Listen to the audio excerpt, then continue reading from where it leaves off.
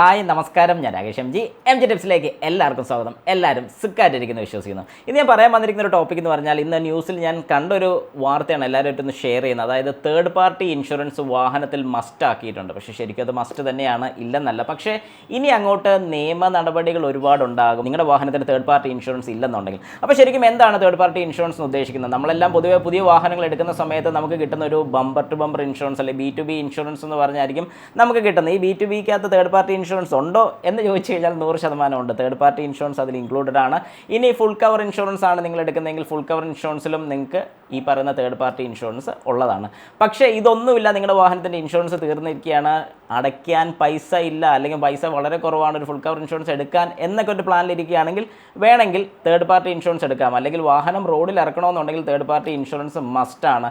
ഇല്ലാത്ത പക്ഷം ഇപ്പം നമ്മുടെ വാഹനത്തിൽ തേർഡ് പാർട്ടി ഇൻഷുറൻസ് ഇല്ല, നമ്മുടെ വാഹനം ഏതെങ്കിലും രീതിക്ക് അവർ ചെക്ക് ചെയ്ത സമയത്ത് ഇൻഷുറൻസ് ഇല്ലെന്നുള്ളത് കണ്ടുപിടിച്ചിട്ടുണ്ടെങ്കിൽ ഫൈൻ മാത്രമല്ല, പണ്ട് ഫൈൻ മാത്രമേ ഉള്ളൂ, ഇപ്പോൾ ഫൈൻ മാത്രമല്ല ജയിലോട്ട് പിടിച്ചിരുന്ന ഒരു പരിപാടിയും വന്നിട്ടുണ്ട്. ഏകദേശം 3 മാസമോ 4 മാസം വരെ തടവ് വരുന്നുണ്ട്. അപ്പോൾ ശരിക്കും പറഞ്ഞാൽ ഈ ഒരു പരിപാടിക്ക് പോകാതിരിക്കുന്നതാണ് ഏറ്റവും നല്ലത്. എപ്പോഴും നമ്മുടെ വാഹനത്തിൻ്റെ ഇൻഷുറൻസ് പുതുക്കിയിടുക.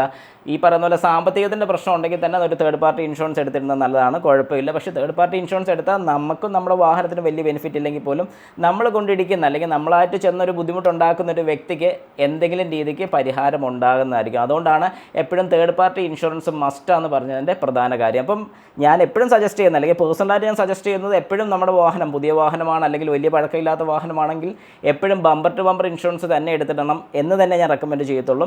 അല്ലാത്ത പക്ഷം ഏകദേശം ഒരു 5 വർഷമൊക്കെ കഴിഞ്ഞ വാഹനമാണെങ്കിൽ ഫുൾ കവറിലോട്ട് കൺവേർട്ട് ചെയ്താലും വലിയ കുഴപ്പമില്ല. പക്ഷേ അത്യാവശ്യം തട്ടും മുട്ടുമൊക്കെ സ്ഥിരം ഉണ്ടാകുന്ന ആൾക്കാരാണെന്നുണ്ടെങ്കിൽ ഏകദേശം 10 വർഷം വരെ ബമ്പർ ടു ബമ്പർ ഇൻഷുറൻസ് കിട്ടുന്നതാണ്. മിക്ക കമ്പനീസും പ്രൊവൈഡ് ചെയ്യുന്നുണ്ട്.